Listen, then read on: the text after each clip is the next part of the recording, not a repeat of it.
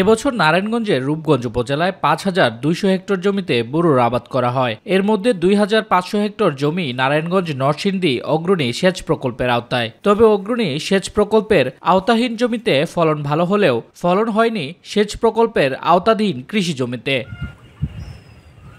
কৃষকদের দাবি, সেচের পানি সঠিক সময়ে না পেয়ে ক্ষতির সম্মুখীন হয়েছেন তারা।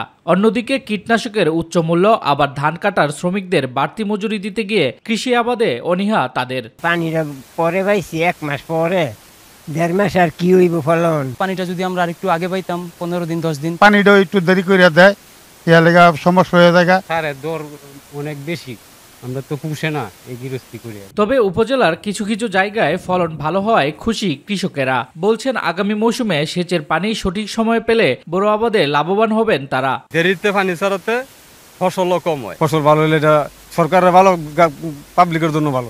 খুব ভালো ফসল। পানি উন্নয়ন বোর্ডের কারণে কিছুটা ফলন কম হয়েছে বলছে কৃষি বিভাগ। আর আগামীতে কৃষকদের এমন সমস্যা হবে না বলে জানিয়েছেন উপজেলা প্রশাসন। পানি উন্নয়ন বোর্ডের ড্রেনেজ সমস্যার কারণে এবং তারা পাম্প চালু করে নাই, তো আমরা যদি সঠিক সময় পেতাম তাহলে আমাদের ফলন আরো ভালো হতো। ভবিষ্যতে এটি আর হবে না, কারণ আমরা আগে থেকে আগাম চিঠি দিয়ে রাখবো। পানি উন্নয়ন বোর্ড সহ অন্যান্য যারা দপ্তর সংশ্লিষ্ট রয়েছে তাদেরকে আমরা চিঠি দিয়ে রাখবো। উপজেলার 7টি ইউনিয়ন ও 2টি পৌরসভায় এখন ধান কাটা ও মারায় ব্যস্ত সময় পার করছেন কৃষক শ্রমিকরা। এবার হেক্টর প্রতি গড়ে 6 মেট্রিক টন ফলন হয়েছে।